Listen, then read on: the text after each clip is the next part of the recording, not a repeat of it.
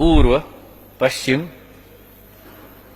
उत्तर, दक्षिण आणि आग्नेय, नैऋत्य, वायव्य, ईशान्य 2 डायमेन्शनल आणि ऊर्ध्व अति.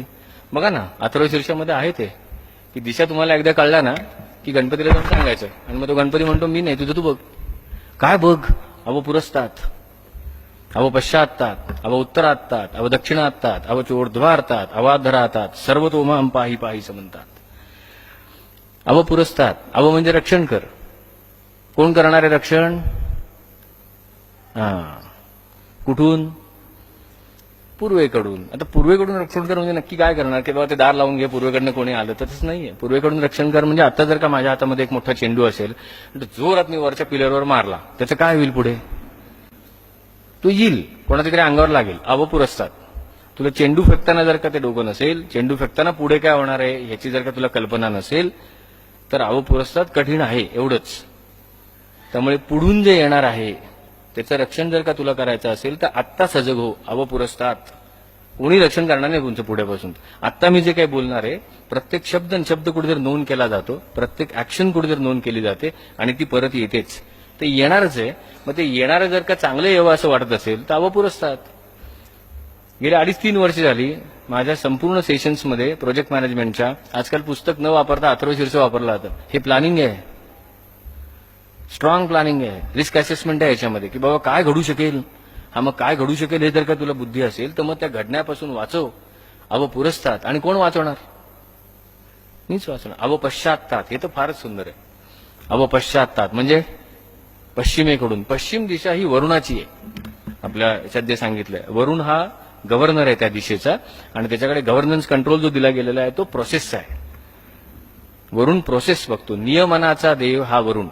म्हणजे तुम्ही प्रोसेस फॉलो नाही केलं की एनसी बसते की नाही, नॉन कम्प्लायन्स, ते वरुण देतो. मग अवपश्चात्तात म्हणजे मागून काय रक्षण करणार? मागे केलेल्या चुका पुन्हा करू नको. आपण ज्यावेळेला रिक्रुटमेंट करतो 15 वर्षाच्या माणसाला 1 सॅलरी दिली जाते, 25 वर्षाच्या माणसाला 1 सॅलरी दिली जाते. कुठल्या माणसाला जास्ती सॅलरी दिली जाईल? 25 वर्षाच्या माणसाला. का? कारण 25 वर्षाच्या माणसाने 15 वर्षाचा एक्सपिरियन्स असलेल्या माणसापेक्षा जास्त चुका केल्यात. याच्या पलीकडे काही नाही.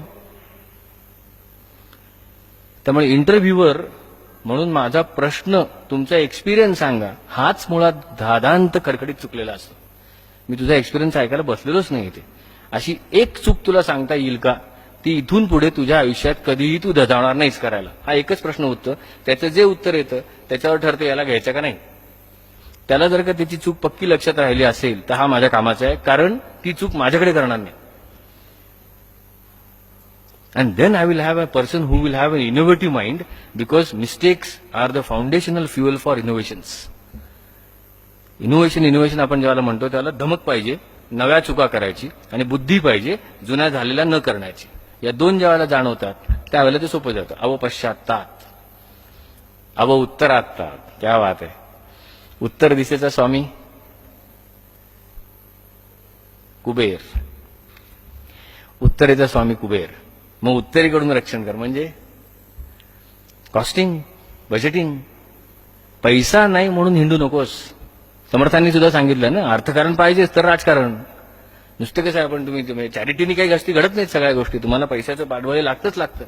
मग तुला जर का तुझं काम करताना तुझ्या कामाचाच जर का तुला अंदाज आला नाही तर त्या कामाला लागणार त्या संपत्तीचा आणि मनुष्यबळाचा कसा काय तुला अंदाज येणार?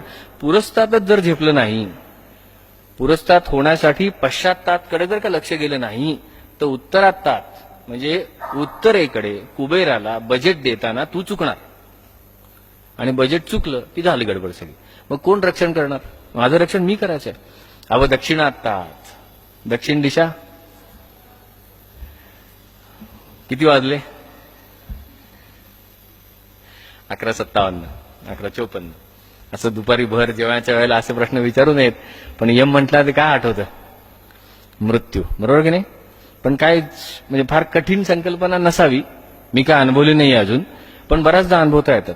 आता बघा, हे भाषण ज्यावेळेला संपेल किंवा जे काही संवाद चालू आहे तो संपेल ज्या वेळेला, त्यावेळेला काय होईल?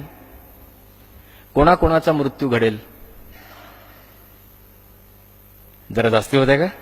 धक्का लागतोय? भाषण ज्या क्षणी संपतं त्या क्षणी वक्ता मृत्यू पावतो. आणि हे जर का त्या वक्त्याला कळत नाही, मग ते प्रॉब्लेम येतात पुढे भाषणाचे.